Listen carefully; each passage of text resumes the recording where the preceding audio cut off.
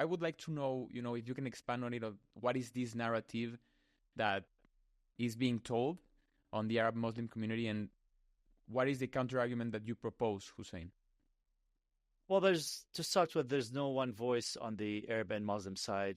There's so many voices and so many opinions, and maybe a few dominate, and many others sit behind closed doors and don't really come out. And I know dozens and dozens of these people.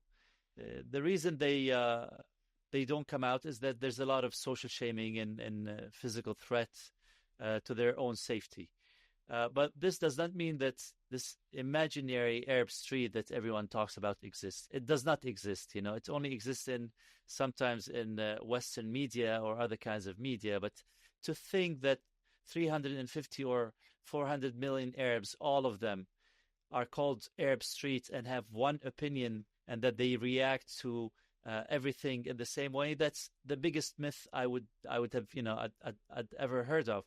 And if you apply this to any other population, you'd probably be accused of being racist. If you look at any people and you say, look, the Americans think this way, or the Brazilians think this way, or any other nation, you'd be accused of stereotyping. You'd say, what, only because they're Brazilian, you think that they like soccer, or they dislike this thing?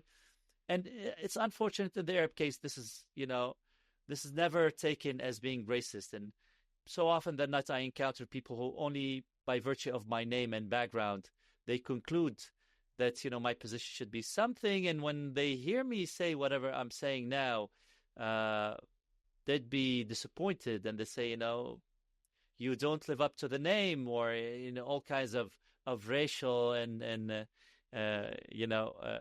unkind comments that they give me. So this is on the opinion of the so-called Arab street.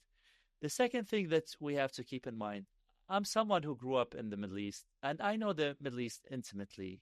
And I know that there's no equality among ethnic groups and sects. There's no liberty. I was born Shia Muslim, and I'm both Iraqi and Lebanese. In both countries, I cannot become president of the republic, neither in Iraq nor in Lebanon, and that's because I'm Shia. And the president in Iraq should be Sunni, and the president in Lebanon should be Maronite Christian.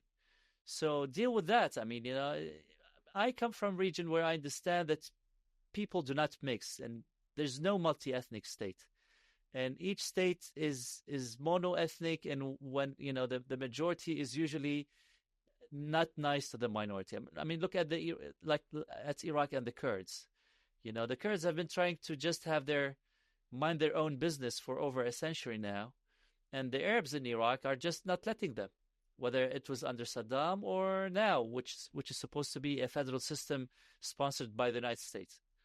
So here in North America, you often hear this unicorn imagination idea of having a binational state where Jews and Arabs live equal. It can't happen. It won't happen, by the way. And by the way, the two-state solution that everyone talks about, this is supposed to be what? An Arab state next to what? No one says what the other state is. It's an Arab state next to Israel, where Israel is assumed to be not Jewish, but just Israel, multi-ethnic, with the right of return, like with 5 or 6 million Palestinians allowed to return, not to Palestine, but to Israel itself. So one of the two states is pure Arab, no Jews in it, no settlers, no Jews, no nothing, just Arab and Muslim, maybe a few Christians. But on the Israeli side, it's supposed to be as multi-ethnic as the U.S. or Canada. And all these arguments, if you look at them closely, you say, listen, guys, I grew up there. The Christians are not happy. The Kurds are not happy. The Copts in Egypt are not happy.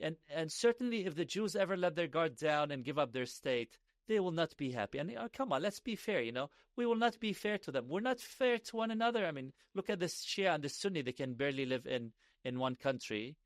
And the Shia and the Sunni are both Muslim and Arab. And they're still, they've been fighting civil wars since forever.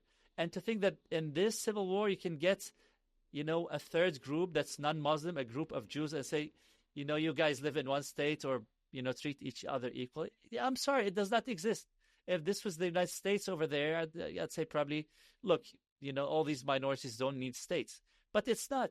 And there's no liberty, and there's no freedom, and there's no equality. And as long as this is the case, each of these groups will have to have their state. The Jewish state, not only Israel, the Jewish state, the Kurdish state, and the Arab state of Palestine. And it'll be Arab and Muslim, and their emblem so far.